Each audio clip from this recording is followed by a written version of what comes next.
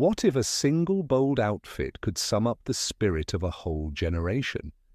In the swinging 60s, the miniskirt did exactly that, turning heads and rewriting the rules of fashion, sometimes in the blink of an eye. You may still recall the first time you saw someone strolling down the street in that daring, knee-bearing hemline, the electric hum of excitement in the air as youth culture took center stage. The miniskirt was more than fabric. It was movement, rebellion, and a celebration of newfound freedom. It fluttered with the pulse of the latest Beatles tune and glowed beneath the bright lights of the discotheque, textured in vibrant colors and bold patterns that linger in memory like the scent of Aquanet hairspray or the glossy covers of fashion magazines at the corner drugstore. Did you ever feel the thrill, maybe a little envy, when seeing those legs stride confidently by, challenging tradition with every step? The miniskirt didn't just change wardrobes, it changed minds. Let's step back and uncover how this iconic garment became a symbol of independence, individuality, and unstoppable cultural energy. It's hard to imagine now, but before the 1960s, hemlines rarely crept higher than the knee in polite society, and when they did, it sent ripples through communities. Early in the decade, America was just loosening its post-war collar. The 1950s had been a time of poodle skirts, nipped waists, and conservative silhouettes designed to celebrate domestic harmony after a turbulent era. Dresses brushed the calves or swept the floor, and decent attire was the unspoken rule, especially for young women. But the early 60s brought a storm of change, and you could feel that energy brewing everywhere, from the pages of 17 magazine to downtown sidewalks buzzing with the rhythm of rock and roll. The seeds of what would become the miniskirt movement began halfway around the world. Post-war Britain was rebuilding itself, grey, gritty, but bursting with creativity. Out of these streets, in a neighbourhood called Chelsea in London, a young designer named Mary Quant was about to rewrite fashion history. She started small with a tiny boutique called Bazaar, hidden away on the King's Road. Quant was inspired not by Paris runways or stuffy fashion houses, but by the everyday styles she saw on the street, by the cheeky bravado of the new youth who wanted to look and live nothing like their parents.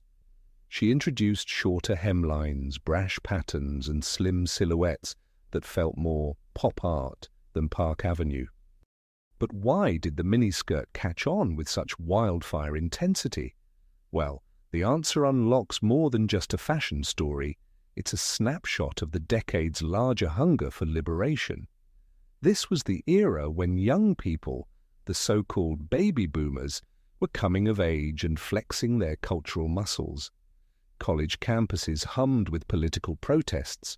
Pop music was blaring from transistor radios. For the first time, teenagers had both the financial means and the platform to define their own look. If you think back to your own wardrobe in those years, did you notice a sudden shift in what was considered acceptable? Did anyone in your family push back against the idea of a rising hemline? Surprisingly, Mary Quant wasn't the only designer pushing boundaries with rising hemlines. In France, the designer André Courrèges was paralleling her efforts, creating ensembles with crisp lines and space-age sensibilities. Meanwhile, in the United States, ready-to-wear brands were quietly experimenting with shorter skirts in their spring and summer collections. But it was the British youthquake that captured imaginations first. Do you remember seeing photos from swinging London with beaming girls out in the park, legs bare, skirts floating high above the knee, a far cry from the long, stiff crinolines of just a decade earlier? Here's an intriguing fact. No one can quite agree on exactly who invented the miniskirt. Mary Quant famously quipped that really, the girls on the street invented it, giving the movement a sense of democratic power and peer-driven change. Meanwhile, Courrèges and fellow French designer Pierre Cardin Both staked claims to their own ultra-modern, abbreviated dresses. Yet perhaps that controversy is exactly the point. The miniskirt was bigger than any one person because it was shaped by millions of young women's desires to be seen, to be heard, and to stake out new ground. What might really surprise you is how quickly and dramatically lengths changed. In just a matter of years, hems shot up from below the knee to mid-thigh, and for the boldest, even higher. In 1965, a model might stun crowds by daring to wear a skirt that revealed several inches above the knee. By 1967, anything less began to feel stuffy and outdated to modern eyes. This rapid evolution startled older generations, churches, school boards, and even some city councils debated decent dress policies. Imagine local newspapers running editorials over a few extra inches of fabric. Was the miniskirt a harmless fashion trend or a symbol of declining morals? That question was debated at dinner tables, PTA meetings, and in the letters section of hometown newspapers across the country. Despite the controversy, the early 60s held a playful, optimistic air, a feeling that something new and exhilarating was right around the corner. The miniskirt became associated with the ready, steady-go energy of the British invasion, with models and musicians radiating a kind of joy and spontaneity rarely seen before in mainstream culture. Twiggy, with her pixie cut and waifish figure, embodied the look and catapulted it across Europe and straight into American department stores. It's easy to forget how radical this shift really was. Until this era, exposing the knees and thighs was considered outright provocative, if not scandalous. Did you, or someone you knew, ever get scolded for showing too much leg, or secretly roll those skirt waists to sneak an inch or two higher? Another remarkable tidbit. The rise of the mini skirt coincided with advances in hosiery. Up until then, women relied on garter belts and stockings, but the new, shorter skirts demanded seamless, sheer pantyhose, turning what was once an undergarment into a fashion statement all its own. Pantyhose sales skyrocketed with the popularity of minis, and for many, buying your first pair felt almost as exciting as the skirt itself. Did you ever race to the store to pick up a new shade, only to find the entire rack gone by Saturday afternoon? Through it all, what truly defined the early evolution of the miniskirt wasn't just its daring cut, but how it seemed to announce, this is a new era, and we're not looking back. The thrill of those early adoptions, the first runways, the first headlines, the first big public debates, set the tone for everything that would come next. In fashion, in music, in how people walked and talked on the streets, the world felt suddenly alive with possibility. But as the miniskirt took hold, the world of textiles and tailoring was about to undergo its own transformation. What new materials and bright designs would let this rebellious garment reach its full, vivid potential? Stay with us, because the next part of our story stitches together a tapestry of innovation that brought the miniskirt to dazzling life. As we take a step back from the vibrant world of miniskirts in the 1960s, it's clear that these short hemlines carried a weight that was far greater than fabric alone. Throughout our journey, we explored how the miniskirt stormed onto the scene in the early part of the decade, challenging not just the conventions of fashion, but the social boundaries that had held firm for generations.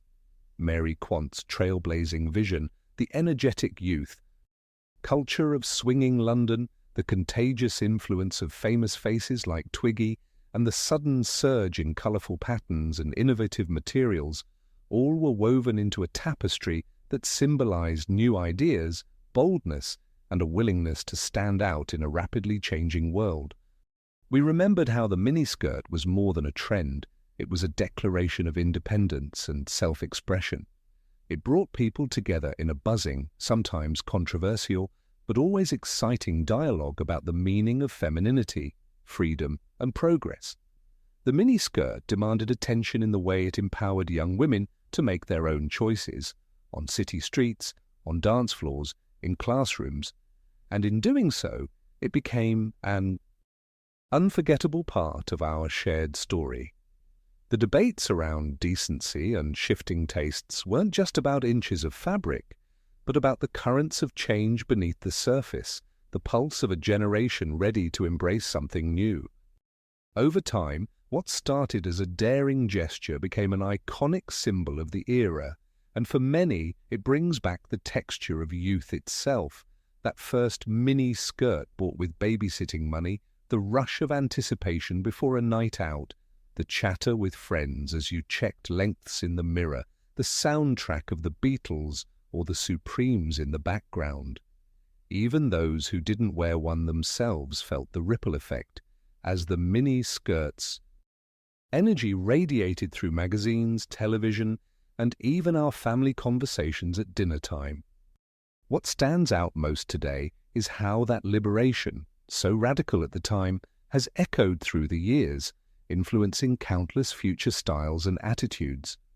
The miniskirt taught the world that fashion isn't just about keeping up with the latest look, but about making a statement proudly expressing who you are. It helped define a vibrant chapter when optimism and courage seemed stitched into every seam, and when the world watched a generation refuse to be hemmed in. Looking back, how did the miniskirt's boldness touch your life? Was there a moment you recall, wearing one yourself? Or perhaps seeing your daughter or a friend stride out with newfound confidence? What memories does that iconic silhouette awaken for you now? We'd love to hear your stories. What was your miniskirt moment? Share your cherished memories in the comments below and be part of this timeless conversation. Don't forget to like this video, subscribe to the channel for more journeys down memory lane, and pass this along to a friend who would appreciate reliving this swinging era.